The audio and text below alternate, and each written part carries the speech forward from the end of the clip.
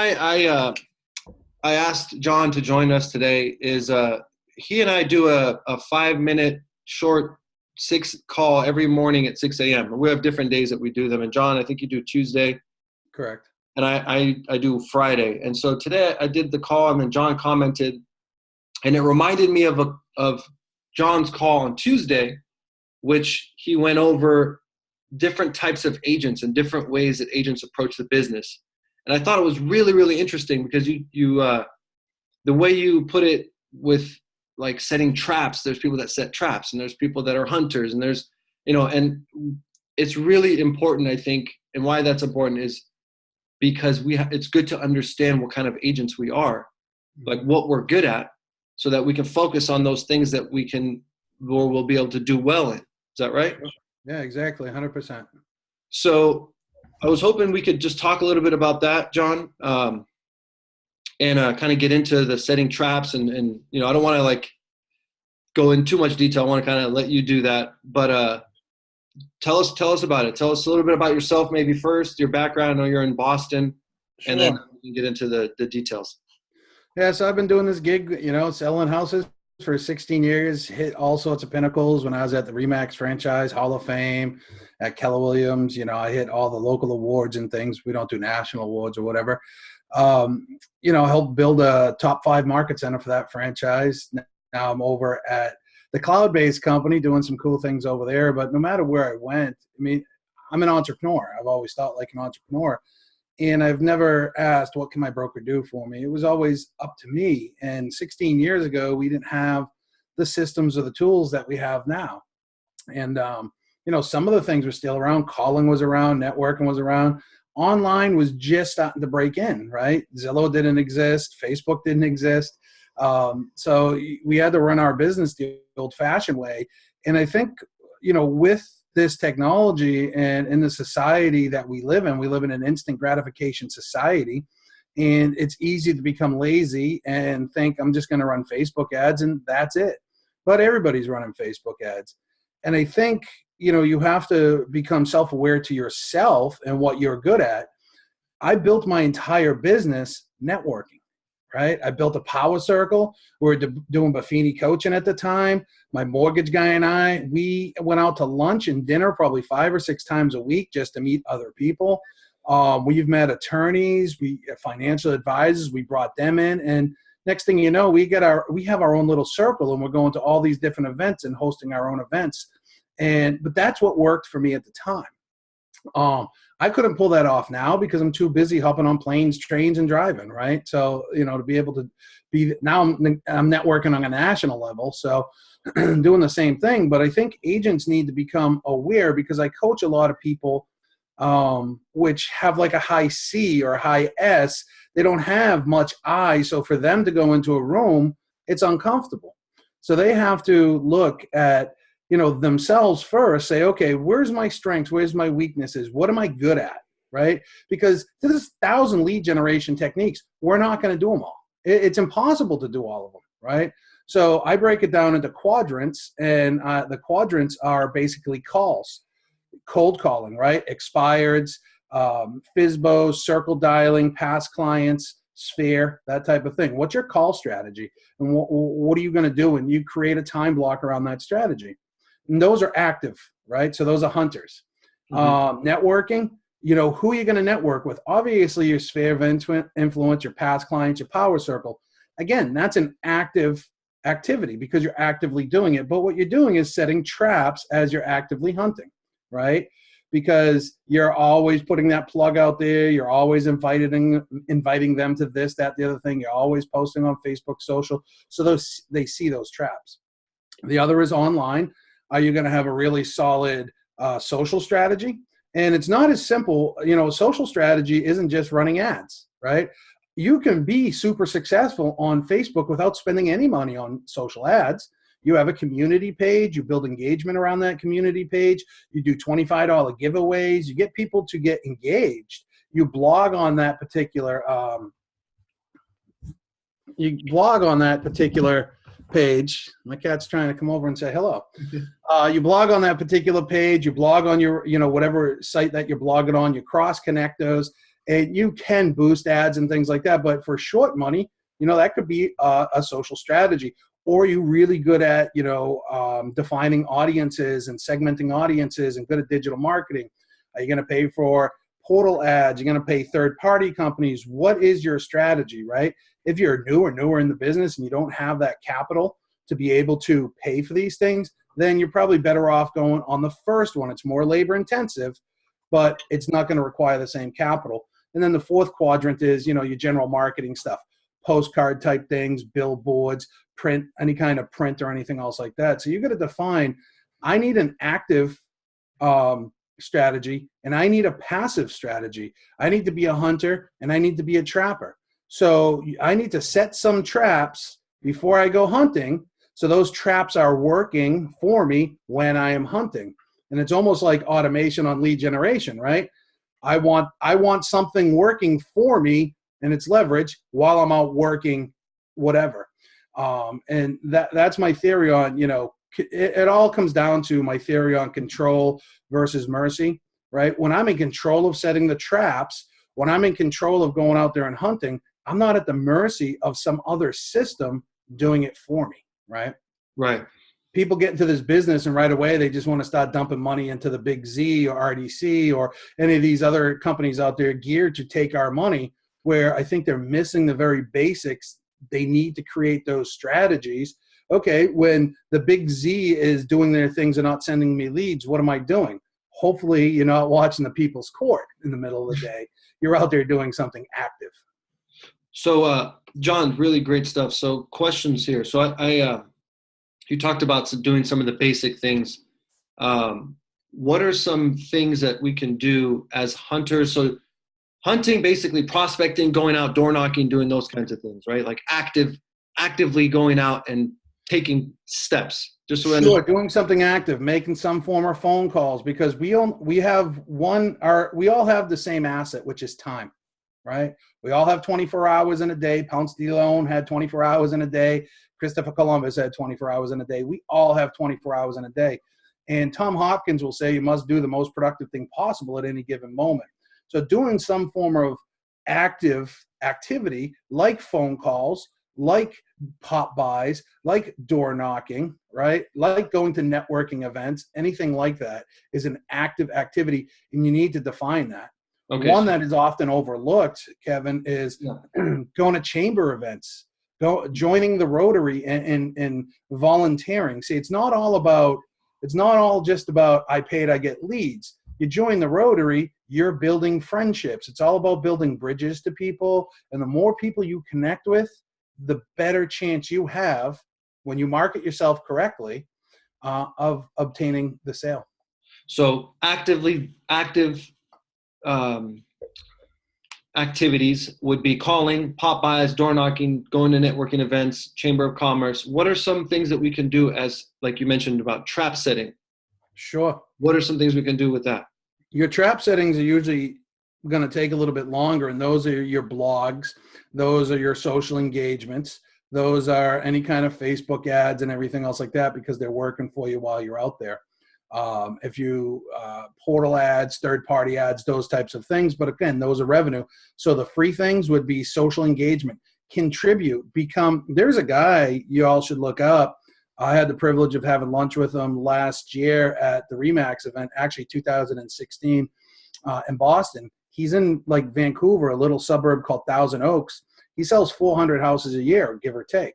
Michael Thorne, the guy is crazy when it comes to video. He's got a community page with 100,000 people. The mounted police give him memos to send out because his reach is bigger, right?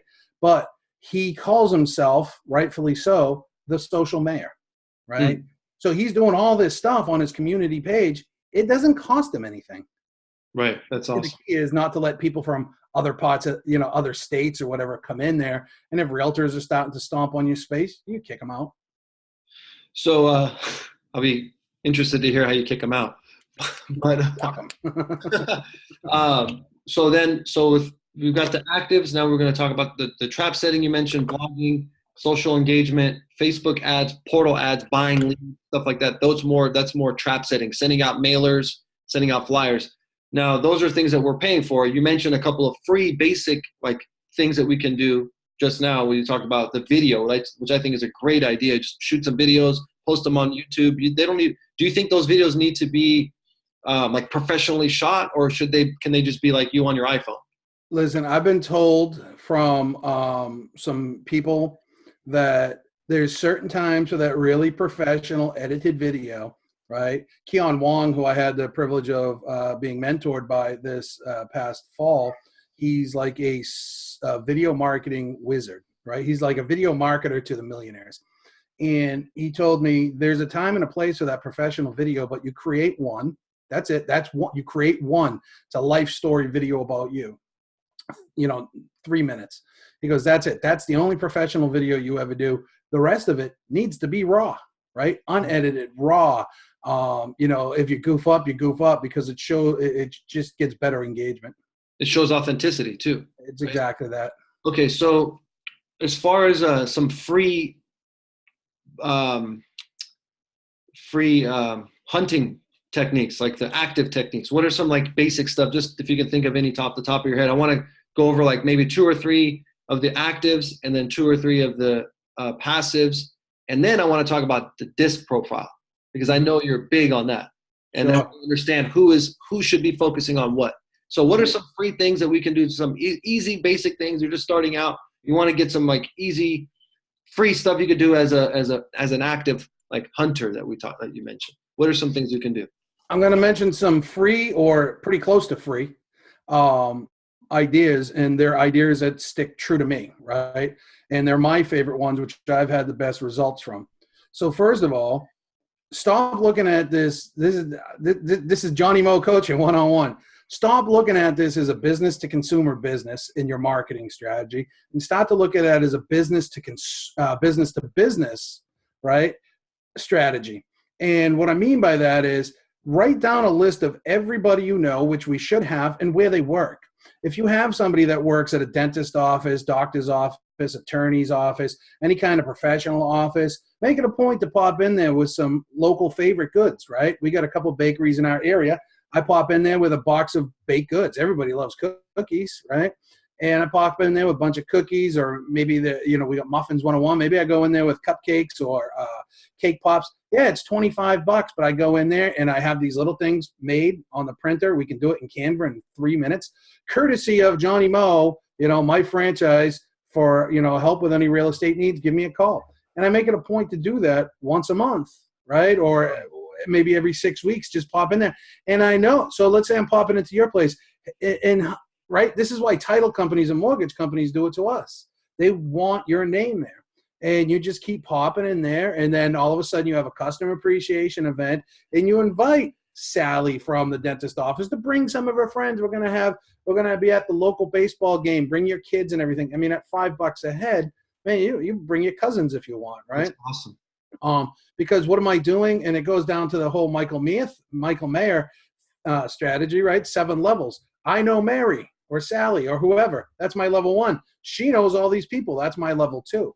So if you can get 50 solid people on your level 1, that's all you need. Wow. And you know what that starts with the first thing you said is get a list of everyone you know and find out where they work. Correct. And I think the last part of that is important because we always talk about get your list, get your sphere of influence, start reaching out to them and talking to them. I preach that all day long. But the last part, find out where they work, that's big. Yeah. And you want to identify, it's like, love them or hate them, New England Patriots, right? I like to use them as an analogy. I mean, Tom Brady is just very different than anybody to ever play the game. That's for sure. But they have cut some of the best players in the league. They have cut them or benched them.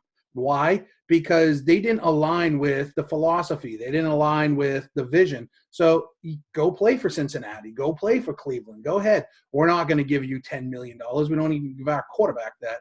And so you have to identify the best players for your team, offense and defense. And when you look at your list and you become hyper aware of your list and the information in your list, then you can say, this person's good. This person works here. This person, he's a salesperson. This person does insurance. That'd be a good person for me to network with. Let's maybe have a happy hour. You invite 10 and I invite 10 and we'll cross mingle. Hey, maybe we'll put out a newsletter once a month. These are all things I've done. All right. This is how I built my business. Next thing you know, we got a 4-page newsletter going out. I got 1 or 2 articles. Each of them had 1 or 2 articles. Financial planner, me, attorney for estate planning, kind of went well with the financial planner, and the mortgage guy and the insurance guy. What was going on in the world of each of those? And we sent that out. We had I think 5,000 printed a month, and everybody would send them out. Wow, that's so powerful. Yeah, and it's just a matter of actually taking the steps to do it. And these professionals that you're talking about, they're looking for these opportunities as well. So if they have the same client as us. Right. Okay.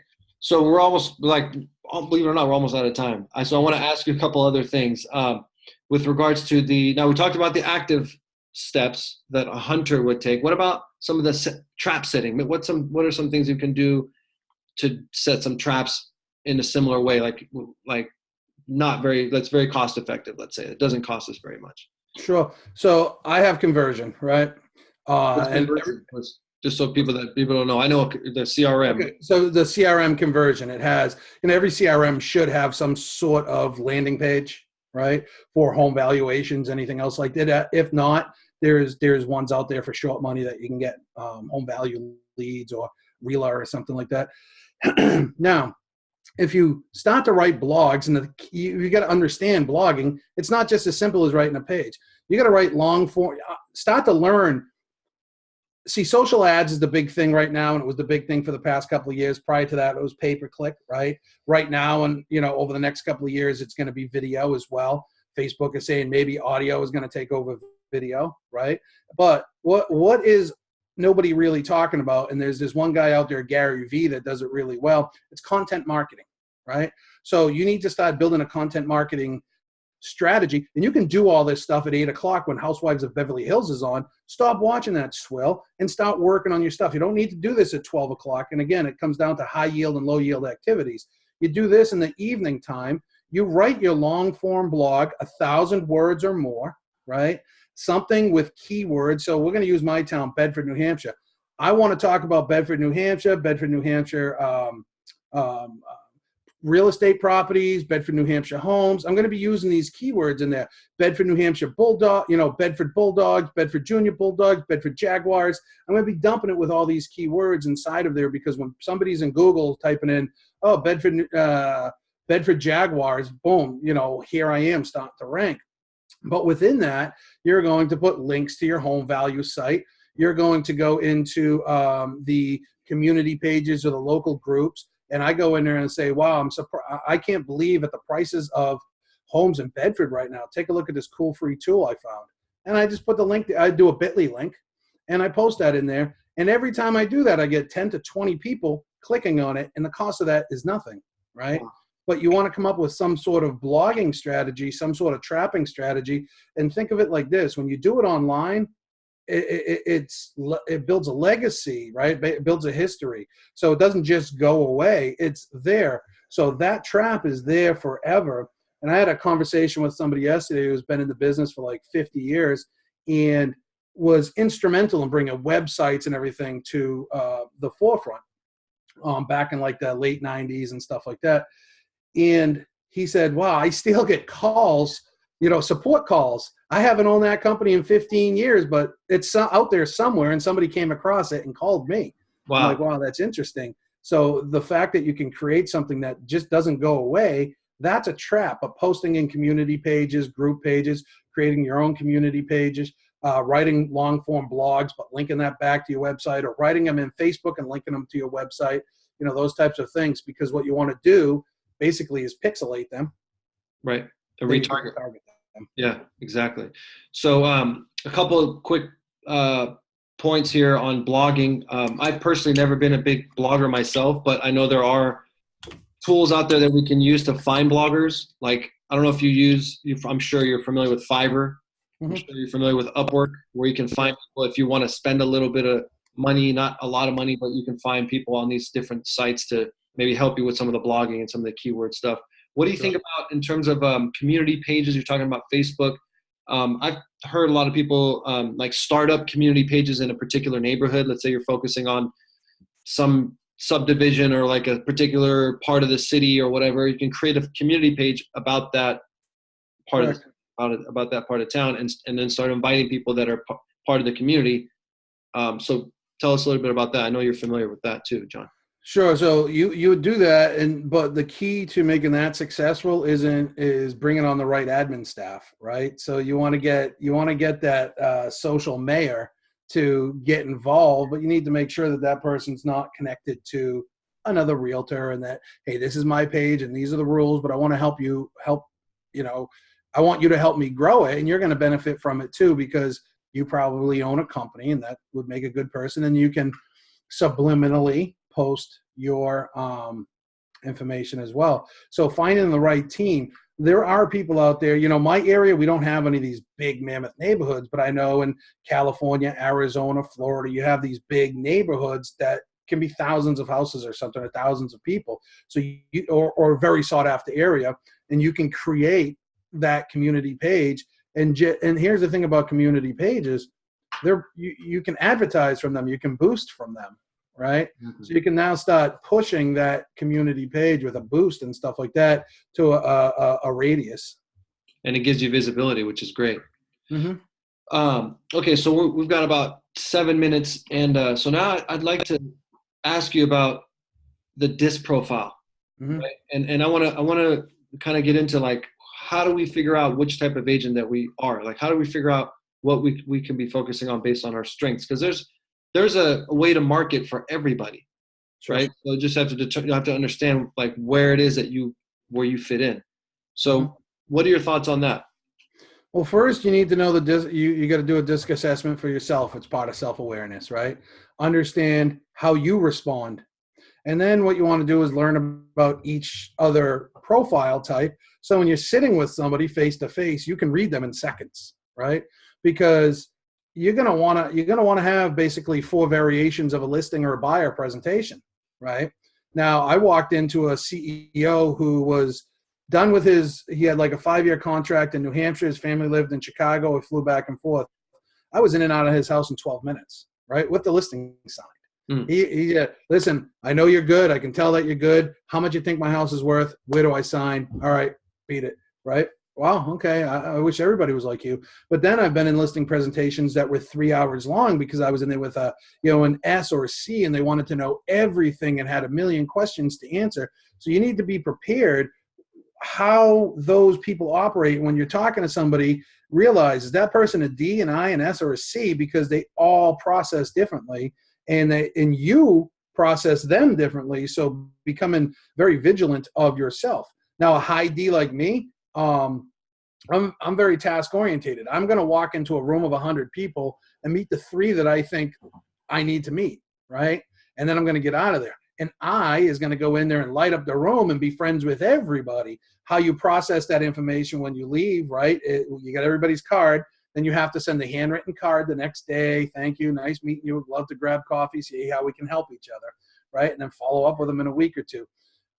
An S, they're going to be very systematic, and C is like compliant, dot the I's. C's are going to melt when they walk in the room. So you might be saying, okay, that's not my thing, but I know I need to be with people. So volunteering at a Rotary where I can kind of be in front of all these people, but not be involved with all these people. I'm back here in the shadows a little bit, but I'm still going to be able to talk to people one-on-one, right? So understanding how you operate. If you're systematic, you're going to go in there. A good friend of mine, he's a super successful financial advisor. He was in my power circle. He's a S all the way.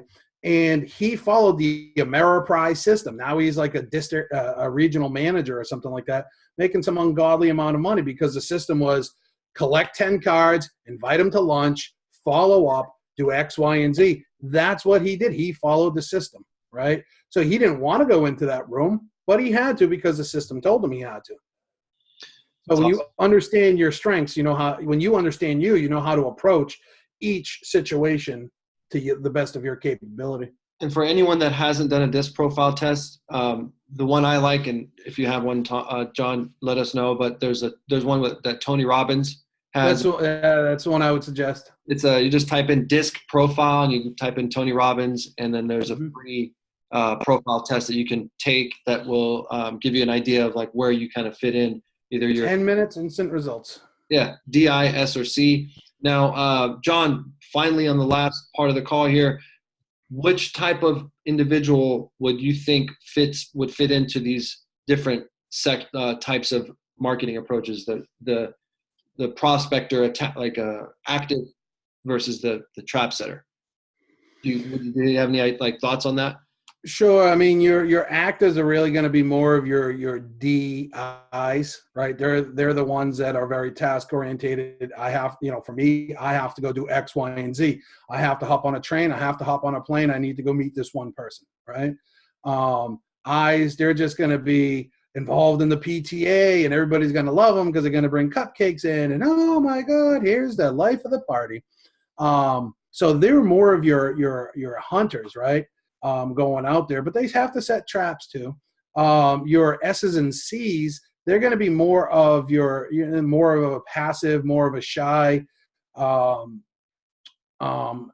unless they have some I in them, usually will be a little bit more reserved. So they're going to be really good at passive type things, but you still have to have a little bit in both categories, passive and active. So you might say, okay, my system is going to be, I need to make phone calls. I'm coaching a high C right now, and it's taxing because I'm like, well, what are you going to do, right? He doesn't want to call, doesn't want to go network, doesn't want to spend any money on social, just wants to mail out postcards. I don't think that's going to work, right? So you have to come out of your comfort zone and go into the other area, right? And I'm going to share something with you. One of the downsides to a high D is that we're hurricanes. Okay, we're so task orientated. We have no C or S in us. So I mean, if I showed you my desk behind me, it's horrible, right? But I know where everything is. But I'm focused on a task because that's my personality. Well, my team and I, we sat down and I went through all of the nurtures that we had in our database from over the past 2 years from the ISA calling. And there was over $4 million that had listed and sold with somebody else. And when I looked, when the last time we reached out to that person was, I was none too happy. Yeah, I take full blame. I have to. I didn't have the right process in place. But I was also traveling probably 6 months out of the year last year, chasing something else. So that's my excuse, but I take full responsibility for it. So you have to look at yourself, and maybe if you're looking to pair with somebody too, where can I best fit in with somebody else? So the perfect person for me would be like a SI, right?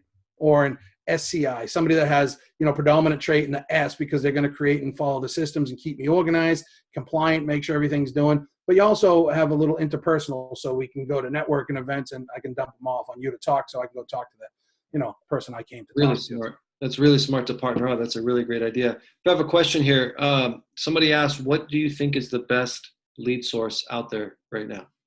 You. Plain and simple, you. You're going to get some business from online. You're going to get, here's the thing. If you pay money, you can get leads now, right? The more money you pay, often, the more leads you're going to get. Something like a curator, which is an amazing system, but it's $3,000 a month, right? Something like Ylopo is awesome. It's $1,500 a month, right? Conversion, $500 a month, but you actually have to go do stuff. So the other ones do it for you, right? And that's what you're paying for. What's your best lead generation? It's you. It's you picking up the phone, connecting with people, and that's how you're not only going to build, business, you're also going to build loyalty because it's you. And I think that's the key. Love it. The best lead source out there is you. Yeah. John, go ahead. You want to say something? I was going to say, it's you. Make contacts. Pick up the telephone. Go network. Go give back to the community, and it will come back to you. Computers can't do that. That's awesome, man. Love it. Love it, John. Thank you so much. We're out of time. Johnny Mo, how do we get a hold of you? I've got your info, more GCI. I wish we had more chance to get into that. But I'm going to share all your information. Obviously, national coach, also has a company, More GCI. Anything you want to end with, John? I am Johnny Mo. Look me up on Facebook. That's it. Awesome, man. Thank you so much, Johnny. All right. Thank Bye, you. everyone. Bye.